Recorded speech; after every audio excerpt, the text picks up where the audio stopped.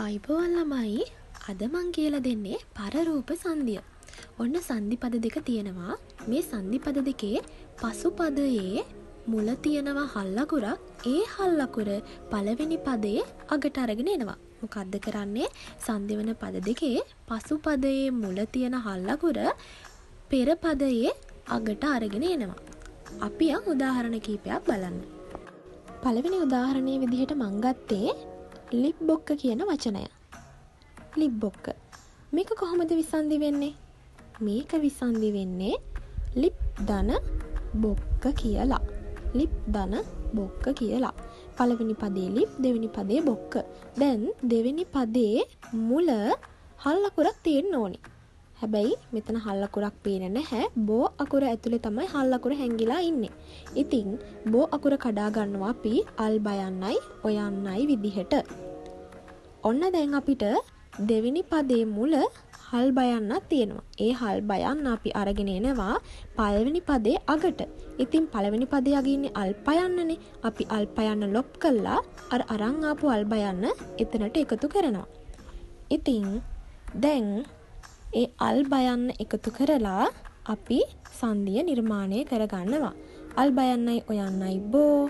ඔන්න නිර්මාණය වුණා ලිප් බොක්ක කියන වචනය. හරි. දැන් අපි යමු දෙවෙනි උදාහරණය බලන්න. මං ගත්තේ අල්ල කියන වචනය. මේක විසන්ධි වෙන්නේ අත් ධන ල කියලා. පළවෙනි පදේ අත්, දෙවෙනි පදේ ල. ඉතින් දෙවෙනි පදේ මුල හල් අකුරක් තියෙන්න ඕනි. හල් අකුර හැංගිලා ඉන්නේ ල අකුර ඇතුළේනේ. අල්ලා යන්නයි අයන්නයි කියලා එක කඩාගෙන අල්ලා යන්න අරගෙන එනවා පළවෙනි පදේ අගට. එතන තියෙන්නේ අල්තා යන්න. ඉතින් අල්තා යන ලොප් කරලා අපි අල්ලා යන්න එකතු කරා. දැන් අපි මේ අල්ලා යන්නයි අයන්නයි ල කියලා නිර්මාණය කරගෙන අල්ල කියන වචනේ නිර්මාණය කරගන්නවා. හරි. දැන් අපි ඊළඟ උදාහරණය බලන්න. ඊළඟට මම ගත්තේ දුප්පත් කියන වචනය. මොකද්ද? දුප්පත්. දුප්පත් කියන වචනේ විසන්ධි වෙන්නේ දුක් ධන පත් කියලා. දුක් ධන පත්. පළවෙනි පදේ දුක්, දෙවෙනි පදේ පත්. දැන් දෙවෙනි පදේ මුල ඉන්නේ පයන්න. ඉතින් ප අකුර ඇතුලේ හල් පයන්නයි අයන්නයි හැංගිලා ඉන්නවා. ඉතින් මේ දෙවෙනි පදේ මුල ඉන්න අල් පයන්න අරගෙන එනවා පළවෙනි පදේ අගට. අග තියෙන්නේ අල් කයන්න. ඉතින් අල් කයන්න කපලා අපි එතෙන්ට අල් පයන්න දැම්මා. දැන් අපි මෙතෙන්ට අල් පයන්න මෙන්න මේ විදිහට එකතු කර ගන්නවා. ඉතින් අල් පයන්නයි අයන්නයි ප.